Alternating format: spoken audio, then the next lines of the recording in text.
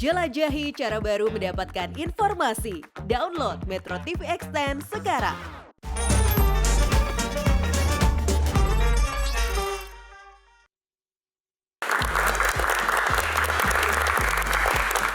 Ke next box, silahkan nomor berapa?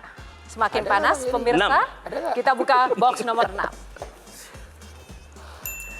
Dakwah. Kita tahu bahwa seorang Anies Mata itu adalah pendakwah juga ya. Nah, kita mau tahu sejauh mana menjadi seorang pendakwah ini pun juga bisa membawanya sampai menjadi politisi yang senior seperti ini. Mungkin Kuku ingin mencontoh menjadi pendakwah. Kayaknya dakwah ntar dulu deh ya. Ntar dulu ya. Biar yang jago-jago aja duluan. Oke, silakan. Jadi kan gini, dulu kan Bapak di partai yang lama stance-nya udah jelas partainya apa. Maksudnya ideologi seperti apa, makanya ketika mencampurkan dakwah di dalam situ cukup relevan. Sementara kan kalau partai yang baru Bapak bilang tadi, ya apa palu gada lah, kita bisa kemana aja karena cair. Karena pemilih-pemilih nanti juga masih swing voters, kita jadi turutin aja mereka. Kita cari arahnya kemana. Nah, jadi sehingga itu kalau masukin dakwah nanti, apakah nanti akan ada taubat massal juga di Gelora ketika ada satu kadernya yang korupsi? Saya sebenarnya tidak setuju untuk membuat penyatuan seperti itu.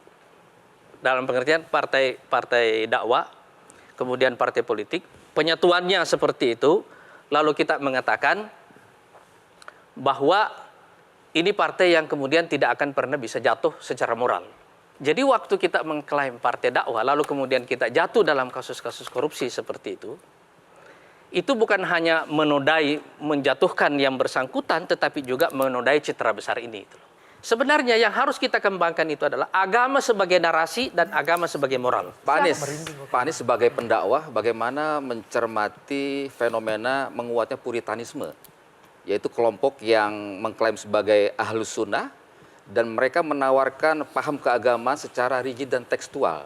Sementara di luar kelompok mereka disebut bid'ah. Bagaimana Pak Anies menyikapi itu dan bagaimana mengatasi pembelahan ini? Sekarang semakin kita punya dua masalah sekarang. Yang pertama, semua gerakan fundamentalisme ini pada mulanya adalah isu geopolitik.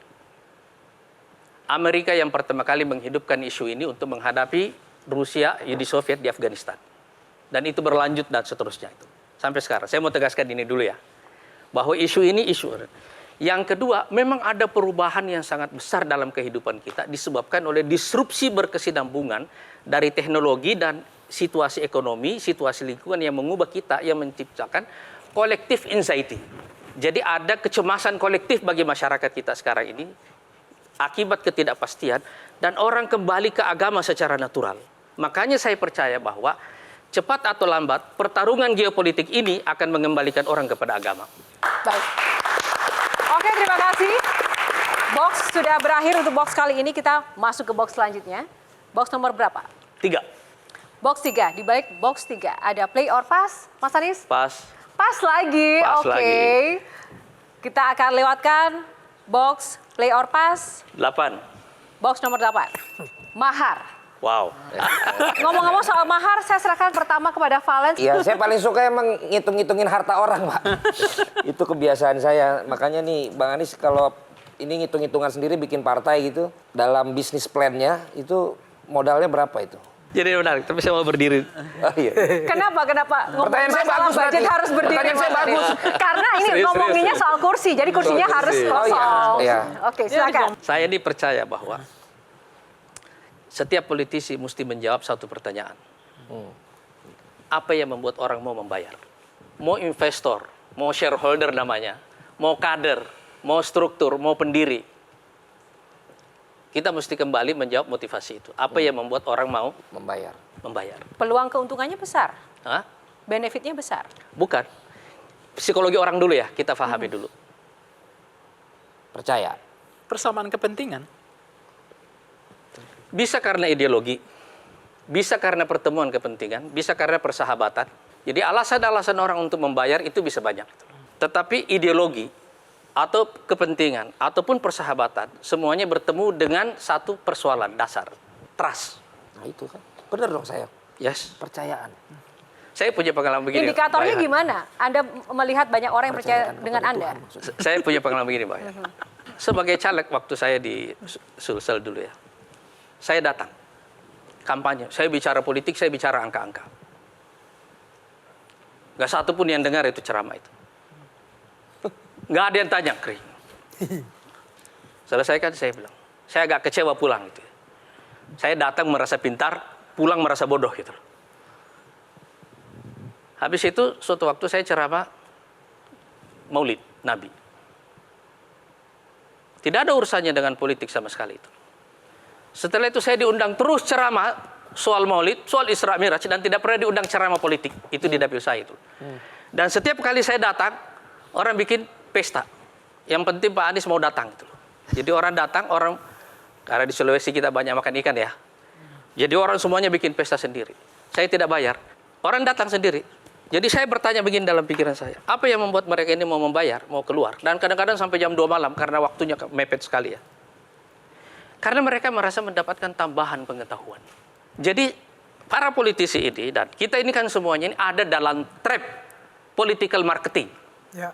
Iya kan? Ya. Kita ini semua ada dalam trap yang namanya liberal demokrasi, demokrasi liberal, yang bekerja dengan mekanisme pasar, yang bekerja dengan mekanisme take and give. Ya.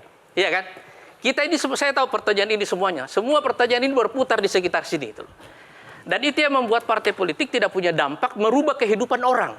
Sekarang kalau kita tanya investor, ngapain dia mau nyumbang kita itu? Ente mesti mengerti psikologinya. Gitu. Sudah berapa banyak yang melamar atau ingin mengambil? Alhamdulillah kita ada pembicaraan dengan semua capres dan semuanya mengajak kita gabung gitu. Oh ya? Oke, Kuku silakan. Kuku dulu, silakan. Oke. Masuk dong Bang. Tadi sebenarnya udah sedikit menjawab, cuman mau saya konfirmasi lagi aja. Jadi kan kalau tadi kan kita semua bingung nih, semua bingung. Karena partainya kayak kanan kiri oke ya. Jadi kan kanan kiri oke, jadi siapa nih yang mau masuk nih? Tadi dijawab semuanya mau masuk. Nah paling enggak, tapi kan dari situ ada bottom line-nya lagi. Kalau itu trust, berarti kan Bapak Anies ini udah tahu siapa yang trust saya, siapa yang enggak. Nah berarti dari situ bisa nentuin juga dong. Kira-kira nanti saya koalisinya kemana nih? Berarti udah kebayang dong. Ada, kebayang pasti. Oke, kembali pada box mahar ini. Intinya adalah seperti ini. Anda menyampaikan bahwa tidak ada take and give, semua dasar trust begitu. Tapi di forum Q&A ini, jika ada pilihan, Anda apakah akan menggunakan dan berpihak pada politik mahar jika itu ada di hadapan Anda? Saya tidak bisa menolak juga politik mahar itu. Itu fakta yang harus kita terima juga. Itu barang logis saja dalam Tapi politik pada dasarnya. Tapi itu sama saja mencederai kepercayaan masyarakat. Enggak, karena ada transaksional di situ. Dia tidak related di situ sebenarnya itu. Kita mesti melihat. Yang perlu Anda baca itu adalah di mana inti pertukarannya. Nah kalau kita kembali ke mahar, kalau kita ubah-ubah huruf-hurufnya, itu ada 2 di situ. Ya. Bisa jadi ramah, bisa jadi marah. Dan haram. Nah bentar ini Dan kursi, haram. bicara kursi kan udah selesai. Iya, Duduk dulu. itu ada Pak Anies. kaitannya. Ini udah bicara mahar. Di mata Pak Anies, mahar itu bagian dari ramah tamah antar partai atau tetap haram buat Pak Anies dengan misi dakwahnya? Ya, saya tidak mengatakan itu haram. Dan itu adalah satu, mahar politik itu adalah keharusan jika dia bermakna sebagai instrumen pencapaian tujuan. Jika dia bermakna. Pencapaian tujuan. Kan sama juga seperti Pak Baspangi tadi bilang semuanya kan. Bahwa logistik itu, mana orang bisa menang tanpa logistik, iya kan? Tidak mungkin orang menang juga tanpa logistik, saya juga percaya itu. Jadi Anda membolehkan kalimat ambil amplopnya, tapi jangan pilih orangnya kalau nggak suka. Anda setuju dengan Bisa, itu? saya tidak setuju dengan persoalan itu. Sebab sama saja kita mendidik rakyat dengan salah gitu. Oke, baik. Oke. Cukup untuk box mahar. Kita masih ada box lainnya. Pilih box 4.